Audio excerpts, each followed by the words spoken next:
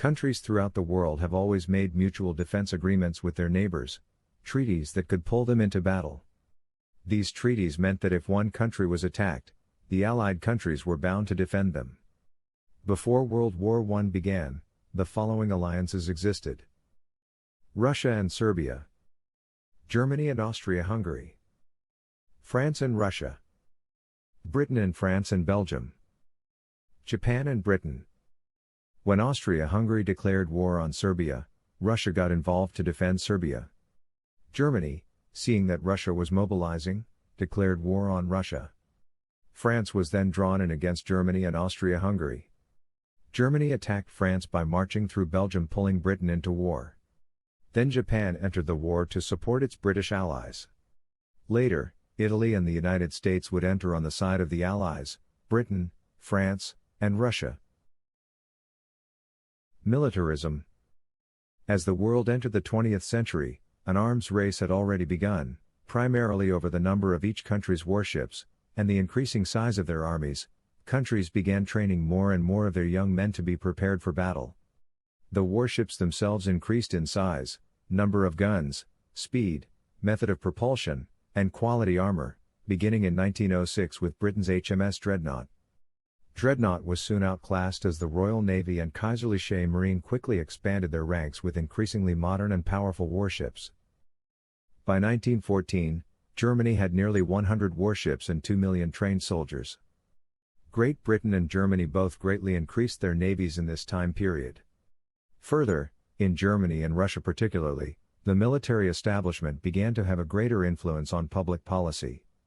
This increase in militarism helped push the countries involved into war.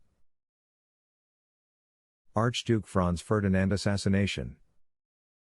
The immediate cause of World War I that made the aforementioned items come into play, alliances, imperialism, militarism, and nationalism, was the assassination of Archduke Franz Ferdinand of Austria-Hungary.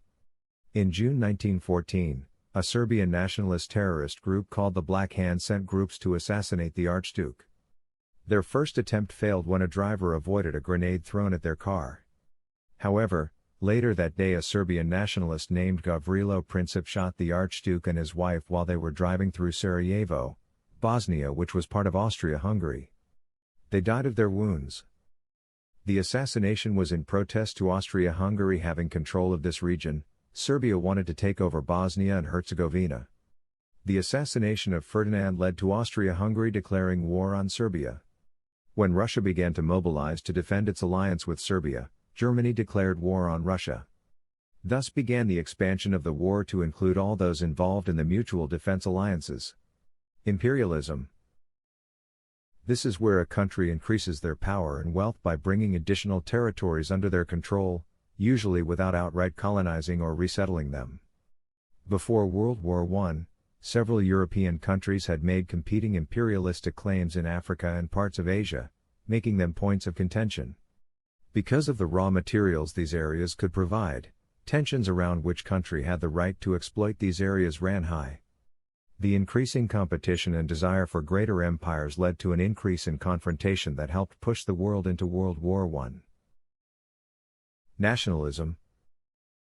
Much of the origin of the war was based on the desire of the Slavic peoples in Bosnia and Herzegovina to no longer be part of Austria-Hungary but instead be part of Serbia. This specific essentially nationalistic and ethnic revolt led directly to the assassination of Archduke Ferdinand, which was the event that tipped the scales to war. But more generally, nationalism in many of the countries throughout Europe contributed not only to the beginning but to the extension of the war across Europe and into Asia.